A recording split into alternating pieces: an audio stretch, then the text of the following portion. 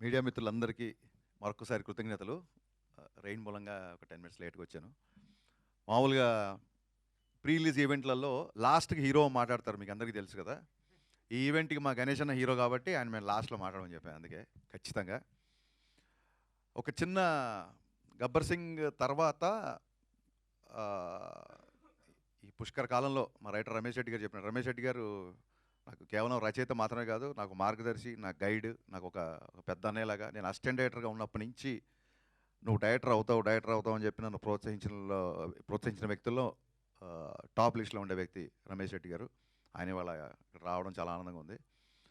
ఈ cinema social media, internet, digital revolution వచ్చిన తర్వాత చాలా సినిమాలకి ఎక్కడెక్కడో కంట్రీస్, నార్వే నుంచి, ప్యారిస్ నుంచి, మిగతా సినిమాలకి టాక్ వస్తున్నప్పుడు నా మనసులో ఒక చిన్న వెళ్తూ ఉండేది. అబ్బా, సోషల్ మీడియా ఇంత పాపులారిటీ ఉన్నప్పుడు 'గబ్బర్ సింగ్' ఉంటే ఎంత బాగుండేది అనే ఒక చిన్న వెళ్తుండేది. ఆ వెల్తిని మా అన్న బండ్ల గణేష్, మా సత్యనారాయణ గారు ఇవాళ ఇంత హంగామాలో ఇప్పుడు ఈ మీడియాలో ట్విట్టర్లో కానీ, ఇన్స్టాగ్రామ్లో కానీ, ఫేస్బుక్లో కానీ నేను 2012లో ఏదైతే ఒక డిజిటల్ హంగామా మిస్ అయ్యానో ఆ హంగామా అంతా మళ్ళీ క్రియేట్ చేసి కొత్త ఉత్సాహాన్ని, కొత్త స్ఫూర్తిని ఇచ్చినందుకు వీళ్ళిద్దరికీ మనస్ఫూర్తిగా దండం పెట్టుకుంటున్నాను. 'గబ్బర్ సింగ్' చరిత్రలో ఉండిపోయే సినిమా కాదు, 'గబ్బర్ సింగ్' అంటేనే చరిత్ర.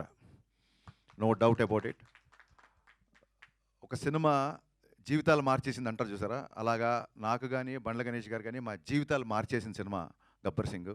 'గబ్బర్ సింగ్' అనేది ఒక మెమరీ కాదు, ఒక అనుభవం కాదు, అన్నిటికంటే మించి. 'గబ్బర్ సింగ్' ఇంటర్వెల్ జరుగుతున్నప్పుడు ఒక వ్యక్తి కళ్ళమ్మ నీళ్ళు పెట్టుకుంటూ వచ్చి, పొద్దున 8:30కు వచ్చిన వ్యక్తి మధ్యాహ్నం 2 గంటలకి విపరీతమైన ఎండలో అలాగే నిలబడి చూస్తుంటే నేను అన్నాను, మంచిగా తాగు ఫస్ట్, లేదా భోంచేసి వెళ్ళు, కళ్యాణ్ గారికి కలవడం కుదరదు, ఫైట్ సీక్వెన్స్ జరుగుతోంది, అసలే ఎండ, చాలా హడావుడిగా ఉన్నాం మేము. అండ్ ఇంకోటి, ఇలా చదువులు కాలేజీలు వదిలేసి ఇలాగ షూటింగ్లు వెంబడి తిరగడం ఆయనకి ఇష్టం ఉండదు, మీరు కెరీర్ పాడు చేసుకోవద్దు అంటే ఆయన, నేను మైక్రోసాఫ్ట్లో సీనియర్ మేనేజర్ బాస్, నా శాలరీ ఒక 3 లక్షల పైనే అని చెప్పాడు. ఆ వ్యక్తి ఇవాళ స్టేజ్ మీద ఉన్న సతీష్ 2 చేతులు పట్టుకొని కళ్ళమ్మ నీళ్లు పెట్టుకుంటూ, అన్న ఒక్క హిట్ అన్న, ఒక్క హిట్ ఇవ్వన్నా, ఒక్క హిట్ ఇవ్వను 3 సార్లు అడిగాడు. నిజంగా ఆ రోజు అంత పెద్ద హిట్ తీస్తున్నావు నాకు తెలీదు, తనకి తెలీదు. బట్ తన భావోద్వేగం నన్ను కదిలించి, నువ్వు భయపడకు, సినిమా పగిలిపోద్ది అని చెప్పాను. ఏ ముహూర్తాన దేవతలు తదాస్తన్నారో తెలీదు. సినిమా మేము ఊహించిన దానికంటే చాలా చాలా పెద్ద సక్సెస్ అయింది. సినిమా అప్పట్లో 2012లో ఒక సోషల్ మీడియాలో ఒక చిన్న నానుడు ఉండేది, సినిమా బాగుంటే హిట్ అంటారు, చాలా బాగుంటే సూపర్ హిట్ అంటారు, అంతకు మించి ఉంటే బ్లాక్ బాస్టర్ అంటారు, దాన్ని కూడా మించిపోతే దాన్ని 'గబ్బర్ సింగ్' అంటారు అని చెప్పి అప్పట్లో సోషల్ మీడియాలో బాగా ఫ్యాన్స్ రాశారండి. మళ్ళీ నా అకౌంట్లో వేయకండి ఇది. ఫ్యాన్స్ అన్న మాట ఇది. సో ఎక్కడికి వెళ్ళినా పవన్ కళ్యాణ్ గారు చాలామందికి అందుబాటులో ఉంటారు కాబట్టి చాలామంది నాతో ఫోటోలు దిగినా, చాలామంది నాతో ఉన్నా, ఇవన్నీ చూడండి. ఈ కొబ్బరికాయని కొట్టండి అంటే పూజారి దేవుడికి చేర్చినట్టు నాతో దిగిన సెల్ఫీలు, నా మీద చూపిస్తే అభిమానం అంతా అది కేవలం పవన్ కళ్యాణ్ గారిదే అని నేను నమ్ముతూ వచ్చాను. ఎందుకంటే ఈ సక్సెస్ అందరికంటే బలంగా కోరుకున్న వ్యక్తి పెద్ద హిట్ అనేది కళ్యాణ్ గారు. ఎప్పుడు సక్సెస్ ఫెయిల్యూర్ పట్టించుకోరు, కానీ ఈ సినిమా క్లాప్ కొట్టిన దగ్గర నుంచి ఫస్ట్ కాపీ పంపించేంత వరకు ఇది బ్లాక్ బాస్టర్ అని లిటరల్గా జపం చేసిన ఎన్ని లక్షల సార్లు అంటే, ఒక శివనాస్మరణ లేకపోతే ఒక గాయత్రి జపం ఎన్ని లక్షల సార్లు చేస్తే అంత ఫలితం ఉంటుందంటారు కదా. ఇప్పుడు రీసెంట్గా మీరు సోషల్ మీడియాలో చూస్తున్నారు మేనిఫెస్టేటింగ్ వీడియోస్, మన సంకల్పం బలంగా ఉంటే అది అవుతూ ఇరుతుందని.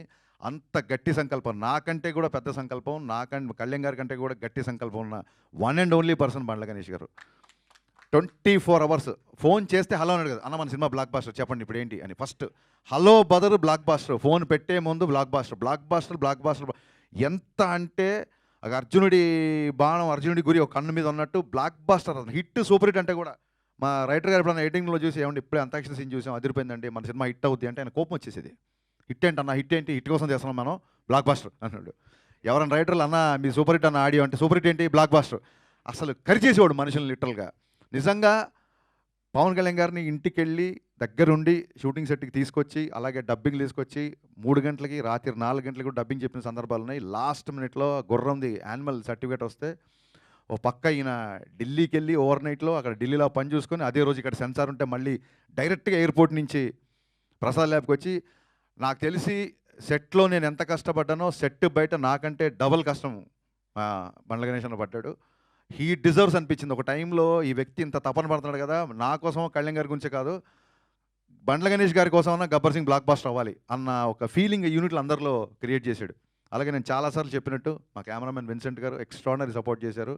అలాగే on screen hero Pawan Kalyan గారు అయితే గబ్బర్ సింగ్ సక్సెస్లో అధిక భాగం, సింహభాగం అంటారు చూసారా, అది మా మ్యూజిక్ డైరెక్టర్ దేవిశ్రీ ప్రసాద్ గారికి మీరు చూశారు. థియేటర్లో పాటలకి మొత్తం స్టేజ్ మీదకి ఎలా అయితే డ్యాన్స్లు వేశారో. ఈ సినిమా ఇందాక మా రమేష్ రెడ్డి గారు అన్నట్టు పుష్కరాలు 12 సంవత్సరాలకు వస్తాయి. ఈ గబ్బర్ సింగ్ సినిమా కూడా అంతే, ఇట్స్ ఎవర్ గ్రీన్ అండి. ఇప్పుడే కాదు, మళ్ళీ 12 సంవత్సరాల తర్వాత కూడా 25 ఇయర్స్ యానివర్సరీ, బతికుంటే 50th యానివర్సరీ, ఇది ఇలాగా కంటిన్యూ అవుతుంటుందని నేను బలంగా నమ్ముతున్నా. అండ్ ఈ సినిమా సక్సెస్ ఆయన ఎంత బలంగా కోరుకున్నారో, ఈ సక్సెస్ ఊహించిన మొదటి వ్యక్తి, ఈ సినిమా సక్సెస్ అవుతుంది ఊహించిన మొదటి వ్యక్తి పవన్ కళ్యాణ్ గారు. కరెక్ట్గా ఇంకొక 1 వీక్ రిలీజ్ అనగా డబ్బింగ్లో చిన్న చిన్న కరెక్షన్స్ ఏవో ఉంటే ఆ కరెక్షన్స్ చేసి ఆయన ఒక 2 సీన్లు చూపించమని 2 సీన్లు చూశారు. చూసి ఆయన డబ్బింగ్ రూమ్లో ఉన్నారు, నేను ఇంజనీర్ ఇటు పక్క ఉన్నాం, మధ్యలో గ్లాసు. ఆయన ఒకసారి హరీష్ నువ్వు లోపల రా అన్నారు. నేను లోపలికి వెళ్ళాను. లోపలికి వెళ్ళగానే నా ఫ్యాన్స్ చాలా రోజుల నుంచి ఏదైతే కోరుకుంటున్నావు అది ఇవ్వబోతున్నావు నువ్వు. ఈ సినిమా నువ్వు ఊహించిన సక్సెస్ అవుతుంది. ఈ సినిమా తర్వాత చాలా జాగ్రత్తగా ఉండు. నువ్వు మామూలుగా చాలా స్పీడ్గా ఉంటావు, బట్ అలాగే స్పీడ్గా ఉంటే ఈ సినిమా ద్వారా నువ్వు స్పీడ్గా ఉన్నావు అని నేను అపార్థం చేసుకునే అవకాశాలు చాలా ఉంటుంది. కాబట్టి నీ స్పీడ్ తగ్గించి చాలా జాగ్రత్తగా ఉండు. This is going to be A block buster అని చెప్పి షేక్ హ్యాండ్ ఇచ్చి ఆయన అక్కడి నుంచి వెళ్ళిపోయారు. ఆ తర్వాత మళ్ళీ సినిమా రోజు కానీ సినిమా తర్వాత కానీ ఆ తర్వాత సినిమా రోజు కానీ 4-5 రోజులకు 3 రోజులకు ఎప్పుడో కలిశారు. కలిసి బాగున్నావా, అందరు హ్యాపీనా, ఫ్యాన్స్ హ్యాపీనా అన్నారు తప్ప ఎంత కలెక్ట్ చేస్తుంది, ఏ రికార్డ్ కొడుతుంది, ఎక్కడ కలెక్షన్స్, ఎన్ని కోట్లు ఏంటి, ఒక్క మాట కూడా ఆయన ఎత్తలేదు. ఇప్పుడు ఇందాక మా సత్యనారాయణ గారు చెప్పినట్టు ఇంతకుముందు ఆయన ఆటోగ్రాఫ్ ఒక అభిమానికి ఆనందాన్ని ఇచ్చేది. ఇప్పుడు ఆటోగ్రాఫ్కి ఒక పవర్ ఉంది, ఆ సంతకానికి ఒక విలువ ఉంది. ఆ సంతకం కొంతమందికి కేవలం ఆనందమే కాదు, కొన్ని జీవితాలు మార్చబోతుంది, కొంతమందికి జీవనోపాధి క్రియేట్ చేస్తుంది.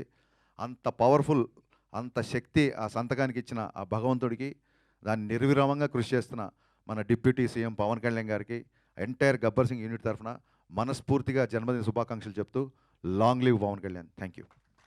Superb sir, thank you so much. And fans అందరి తరపున గబ్బర్ సింగ్ని ఇచ్చినందుకు థ్యాంక్ యూ సో మచ్.